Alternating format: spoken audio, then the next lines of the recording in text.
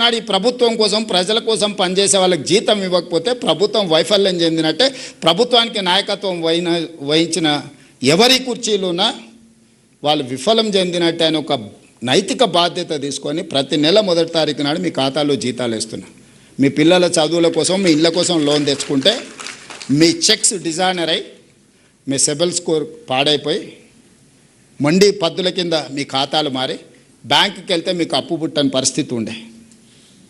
ఈరోజు రెగ్యులేట్ చేసుకుంటూ వచ్చిన కదా. ఈరోజు అవుట్సోర్సింగ్ కాంట్రాక్ట్ వాళ్ళని కూడా రెగ్యులేట్ చేయమని చెప్పిన కదా. ఒకప్పుడు పాఠశాలలో ఊడ్చుకునేది మీరే, తుడుచుకునేది మీరే, గంట కొట్టుకునేది మీరే. అవునా? నేను రాగానే అమ్మ ఆదర్శ పాఠశాల పెట్టి సంఘాలకు బాధ్యత ఇచ్చి ఊడ్చే తుడిచే పని నుంచి మీకు విముక్తి కలిగించిన కదా. టీచర్ అనేవాడు క్వాలిటీ చదివియడానికి వచ్చిన ఊడవనికే తూడవనికే గంట కొట్టనికే కాదు.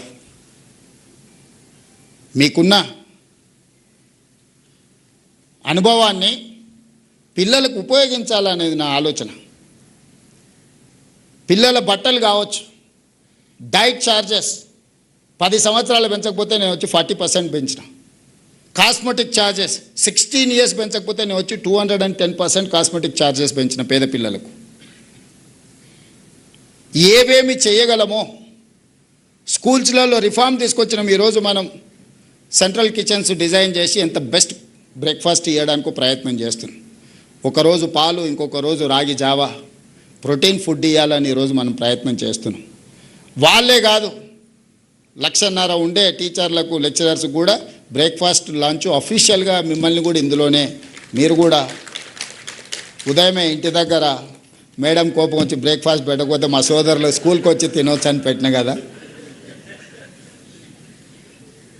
ఇవన్నీ కూడా కన్సర్న్తో, హ్యుమానిటీతో చేస్తున్నా నేను. ఇదేదో అధికారం ఉంది కాబట్టి అథారిటేటివ్ డెసిషన్స్ కావు ఇవి.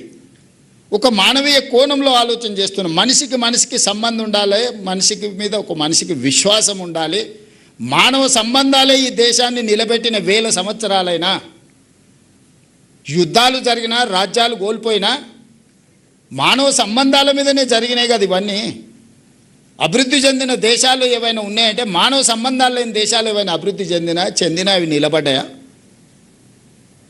ఈరోజు మానవ సంబంధాలను పునరుద్ధరించాలి. విద్యార్థులకు టీచర్ల మీద గౌరవం ఉండాలి, విద్యార్థులకు తల్లిదండ్రుల మీద ప్రేమ ఉండాలి. ఈ హ్యూమన్ కనెక్టివిటీ కోసం నేను చేస్తున్న ప్రయత్నం. ఒకప్పుడు మేము 7 మంది అన్నదమ్ములో ఒక సిస్టర్, 2-3 రాత్రికి ఇంటికి వచ్చిన రాకపోయినా మా అమ్మకి ఏదో పిల్లగాడు రేపు వస్తాడులే అనుకునేది. ఇప్పుడు మీకు ఉన్నది ఒకడే పిల్లగాడు. వాడు 5 నిమిషాలు రాకపోతే మీరు ఎంత హైరాణ పడుతున్నారో మీరు చూస్తలేరా? 2 పిల్లలు రేర్. 90% మేమిద్దరం మాకొక్కరు అనే స్లోగన్ వచ్చింది. మరి ఆ పిల్లల మీద మనం ఇంత ఫోకస్ పెడుతున్నప్పుడు వాడిని తీసుకొని పోయి హాస్టల్లో వేసినాం అనుకో. హాస్టల్లో పిల్లల్ని జమ చేసిన తర్వాత ఇంట్లో చిన్న చిన్న సమస్యలు కూడా భార్యాభర్తల మధ్యలో మనస్పర్ధలు తీసుకొస్తాయి. పిల్లలు ఉంటే kids and pets are stress busters. పిల్లలు మానసికంగా మనల్ని ఉత్తేజపరుస్తారు. పిల్లలు ఉండడం వల్ల భార్యాభర్తల మధ్యలో కీచులాటలు తక్కువ ఉంటాయి. ఇంటి ఆయన కూడా సాయంత్రం తొందరగా ఇంటికి వస్తాడు.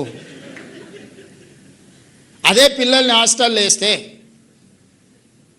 ఏదో ఒక ఇష్యూ చిన్నదో పెద్ద అంతా నేనైతే మిడిల్ క్లాస్, 90% మీరు ఉన్న వాళ్ళు అందరూ మిడిల్ క్లాసే.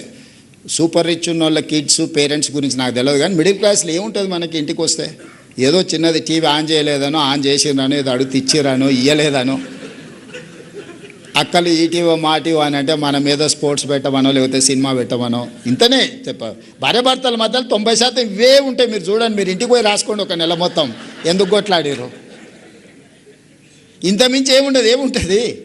ఏమో మనకేమో 100 ఎకరాల భూములు ఉన్నాయి, దాన ధర్మాలు చేస్తున్న దాని మీద కొట్లాడతామా, లేకపోతే వజ్రాలు ఉంటే రోడ్డు మీద ఇసిరేస్తున్నాం అని కొట్లాడుకుంటే ఏముంటుంది? ఇవాళ మనం ఏదో చికెన్ వండమంటే లేదు వంకాయ వండుతా సర్దుకో అంటుంది. నేనేదో చికెన్ తినాలంటే ఆదివారం నువ్వు వంకాయ వండుతా అంటావు. ఆమె అంటే కోడి లేదు పోయి తేవాలంటే కష్టం, ఇంట్లో వంకాయ వండి పెడతా అంటుంది. ఇదే పెద్ద సమస్యకు దారితీస్తుంది. ఇవన్నీ కూడా మధ్యతరగతిలో ఉండే చిన్న ఈ సమయంలో పిల్లలు మనతో ఉంటే వీటన్నిటిని కూడా తగ్గించుకోవచ్చు. అందుకే నేను ఉదయం బ్రేక్ఫాస్ట్, మధ్యాహ్నం లంచ్ పెట్టి పిల్లల్ని సాయంత్రం ఇంటికి పోతే పేరెంట్స్తో ఉంటే ఒక హ్యూమన్ టచ్ ఉంటుంది, మానవ సంబంధాలు ఉంటాయి.